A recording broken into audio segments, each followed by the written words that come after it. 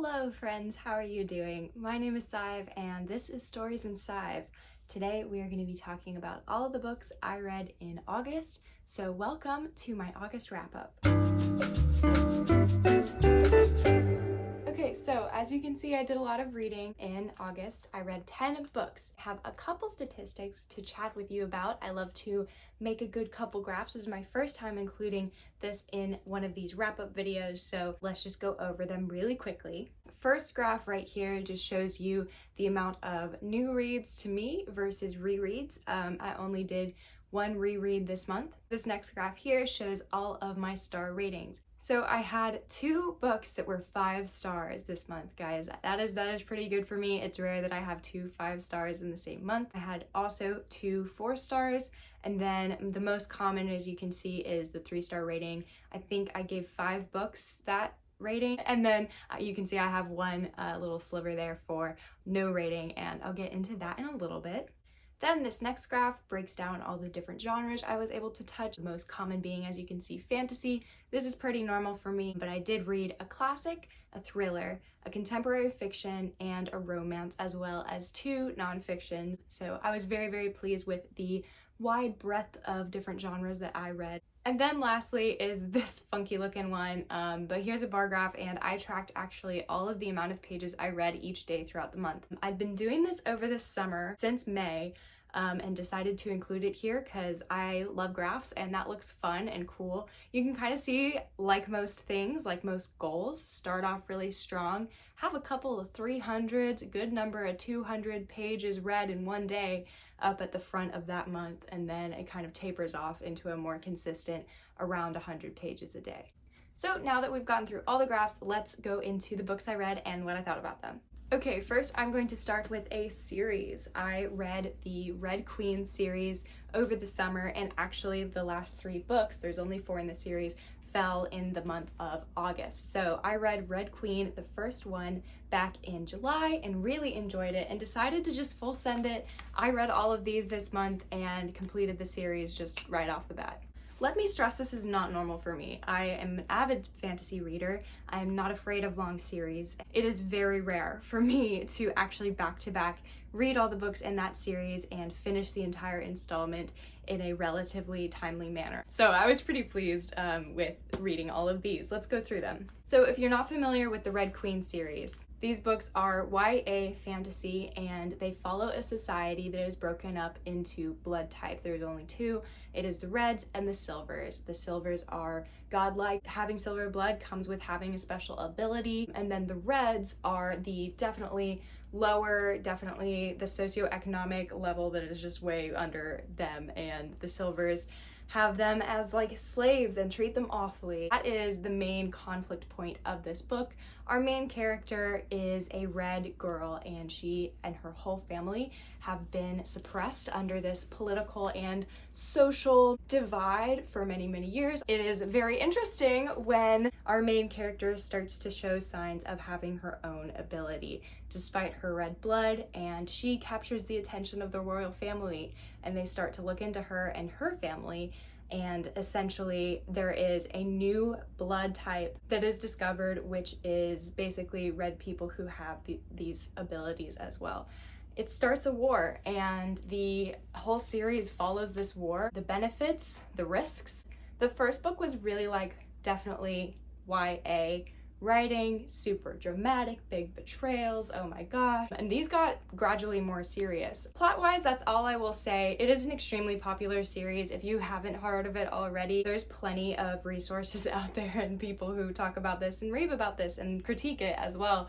It's definitely not a perfect series. The second book is Glass Sword. I gave this book 4 stars. I really saw potential for the series after finishing the first book, and so giving this 4 stars was like, oh my goodness, we're building up. The 4th book, King's Cage, had that similar vibe. We had a setting change in this book. It was just really intense and was able to continue building on the momentum of the whole series, as well as not being boring. Lots of new characters, different perspectives were introduced into this series, which was incredible. I loved seeing those different perspectives, especially as the political strife begins to become the main plot point of like the whole series. I gave King's Cage 4 stars. This is War Storm, and this is the fourth and final installment, and I gave this book 3 stars. It definitely fell flat for me. I still enjoyed myself, but the first half of the book was so incredibly slow and felt very repetitive, and I was like, oh my gosh, this book is so long. Wow, I'm ready for this series to wrap up. And that's not how you want to feel going into the final installment of a series. So that was my experience with the first half. The second half really picked up, got very interesting, kind of broke away from that repetitive and monotonous kind of like back and forth between these characters. I really ended up enjoying myself, especially with the ending. There is a romance featured in this story, as all YA fantasies have, and I was very pleased with the wrap up of that romance. So I gave this book 3 stars, which I was really hoping to get a 5-star out of the series, but it just didn't happen. Sorry. Next book I read is Kingdom of Copper by S.A. Chakraborty, and I absolutely love this series. This is the second installment to the David trilogy. I reread this. This is my reread for this month. That was the one reread that I had. I read this last year and it was in my top books of 2020. Still avidly enjoy it. I talk about this book and this series a lot on my channel, but for those of you who do not know, this is an adult fantasy series which features our main character Nahri, who is a young woman in Cairo, and she accidentally summons a jinn spirit, and his name is Dara. And Dara comes and whisks her off to the magical land of Daevabad, which is hidden to humans by a long and ancient curse that has been around for centuries. The city houses many different tribes of jinn who all cohabitate under this city. There is so much history between these tribes, and it creates a lot of political friction. This book is 100% politically driven. The magic in it is beautiful, but I would almost call it supporting of a lot of the politics that are explored here. If you have yet to try an adult fantasy, I would say that this is a great place to start. You get all of your elements of magic, lots of action, fight scenes, and you follow 3 different characters. It is a multiple perspective story, and it's just fantastic. So this is also a 5-star. I gave this 5 stars last year and was very pleased that it lived up again, so another 5-star for Kingdom of Copper. Now that we have our fantasies out of the way, I will go ahead and talk about the 2 nonfiction reads that I had, starting with Man's Search for Meaning by Viktor E. Frankl. This man is a Holocaust survivor in Germany. He wrote this book, and it is a translated work. This book is broken up into 2 parts, the first part being memoir style. So he is recounting a lot of his experiences, his firsthand experiences in Auschwitz when he was there, and it is horrifying. It was a really tough book to read, and this man is truly, truly incredible. The second half of the book comes from his perspective as a doctor. He is a psychologist and has a lot of knowledge about just the human condition, human nature, human desires for connection, and his perspective of being through this horrible, horrible ordeal. He's able to offer his observations of how resilient humans are. He talks about the definitions of success and ultimately the definition of meaning, hence the title Man's Search for Meaning. I really enjoyed this book. This is the book that I did not give any rating to. When a book has memoir elements or is a full memoir, I typically do not rate them, because at that point I'm not there to criticize or rate or critique the writing. I'm just there for, like, I want to know the story of this person. I don't know if I've described that super well, but that is Man's Search for Meaning. It is very, very good, super hard hitting, and I would look up trigger warnings. Obviously, this is about the Holocaust, and yes, it's some pretty tough subject matter, so be forewarned, but I'm glad I got to it. The second nonfiction I read was Will My Cat Eat My Eyeballs by Caitlin Doty, and this woman is a licensed mortician. It's called Will My Cat Eat My Eyeballs? Big Questions from Tiny Mortals About Death. So she went to, I believe it was an elementary school in her local area, and asked kids to ask her questions about death.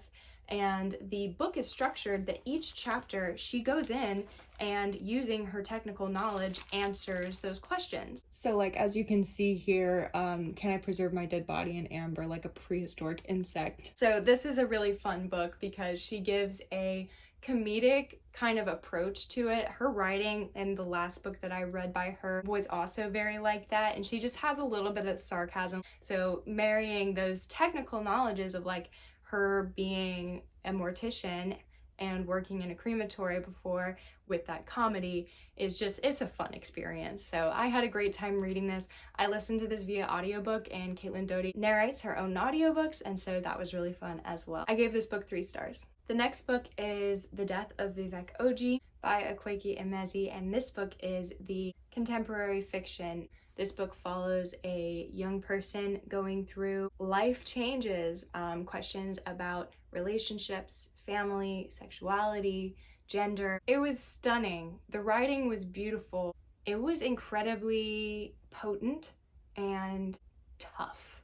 My God, was this book tough. It really did just like put you through the ringer. This book is the other 5-star that I read this month, and I don't know what I was expecting going into it, but holy smokes, was this exceptional. This book is set in Nigeria, and a mother opens up her front door and finds her son's dead body wrapped up in a blanket, and that is Vivek. Obviously, you can tell from the title, The Death of Vivek Ogee. So with him dying, this book gives you the end and then starts at the beginning and tells you the story of the situations and the life stuff that had to happen to get to that point. It is incredibly heartbreaking. The conversations that were had in this book were just incredibly difficult, but incredibly beautiful. And it's about the family that you make for yourself and community and social pressure. It was fantastic. It was very, very good.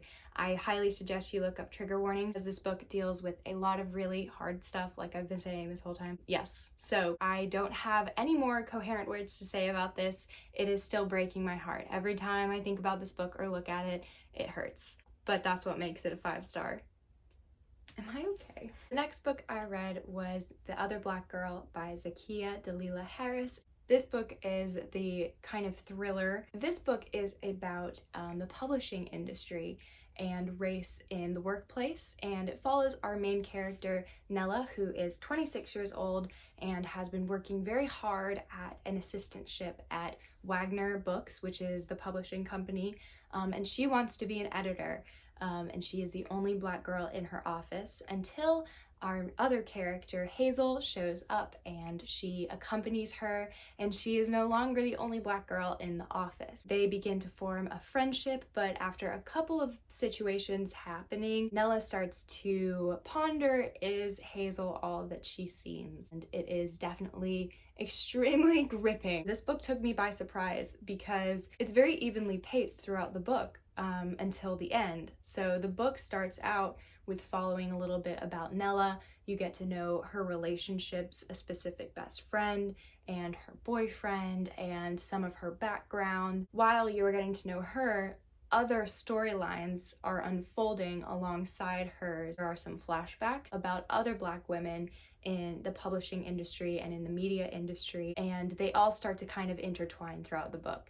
It was interesting, but at the last 30 pages, it just starts to pull no punches, and that thriller aspect just gets like whipped out. This book was said to be a mixture of The Devil Wears Prada with Get Out. I wish that I had gotten more of that like thriller aspect because it was so good. I was enjoying myself through the more steadily paced writing and developments in the plot. There was no way I was putting it down, but just at the end, I feel like Harris really like delivered, and I was like, where were you? Like, where was this stuff? And it got me so excited. So I was like, where was this type of writing and this type of like development earlier on in the book? So overall, I had an amazing time reading it, and this is a 3-star for me.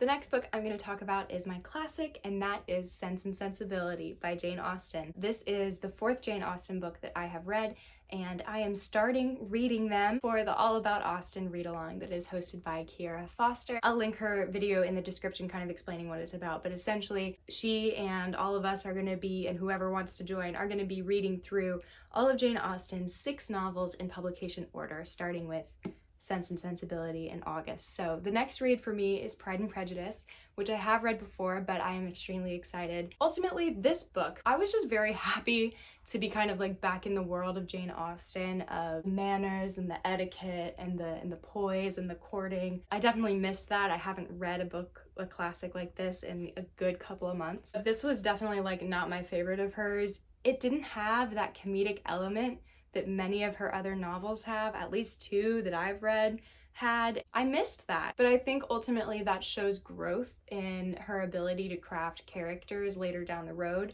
because with this being her first novel, I notice, like, and hopefully will continue to as I do the All About Austen read along, her growth as an author. So I'm very excited about this. I gave Sense and Sensibility 3 stars. And the last book I'm going to talk about is Dial A for Aunties by Jessie Q. Sutanto. This book is a romance predominantly, and that's what it's shelved under. But boy oh boy, I have no idea what genre this book is. This book follows a family of women who have an alleged curse that all of the men in their life are destined to leave. So there are 4 aunts, 4 sisters whose husbands have all left them, and the daughter of one of the sisters, Meddy, and they have a business together. So each of the ladies have a very specific talent. One is a baker, one is a photographer, that's our main character, one does hair and makeup, and then, you know, one is I think she's like a performer, and they cater specifically to weddings and events like that. And they go to a wedding, and Meddy runs into a long lost love. But right before this big wedding weekend, Meddy accidentally kills somebody. And this sets off the wildest chain of events. And that's why I have no idea what genre this book is. Because it felt like Three Stooges plus Weekend at Bernie's plus Crazy Rich Asians. And I was like, what is going on? Boy, am I having a good time, but what is going on? And so you get to see them band together, and the aunties come through for Meddy thousands of times, and then ultimately there's big conflicts and all sorts of stuff. The point is, if you like any of those 3 movies or TV shows or whatever I just mentioned before, you could give this a try and you might like it. It was a wild ride, let me tell you. I was not expecting this book to be as stimulating as it was. This book came through in like surprising me, but it wasn't like anything super exceptional as far as concepts that hit really hard for me or was something I hadn't read before or haven't thought about before, but I did truly enjoy myself, so I gave 3 stars to Dial A for Aunties. And that is it. That is all of the books that I read in August, and boy oh boy, was I impressed with myself. I haven't read 10 books in a month in like 6 months, so I'm very, very pleased with that. I got 2 5 stars. I read a classic. Yeah, it was great. So I'm excited for all the reading that will get done in September. If you enjoyed this video and like other bookish content like vlogs, wrap-ups, recommendations, and the like, feel free to subscribe so you can be a part of all future content. Thank you guys so much again for joining me today, and I hope you have a great rest of your day. I will see you in the next one. Bye!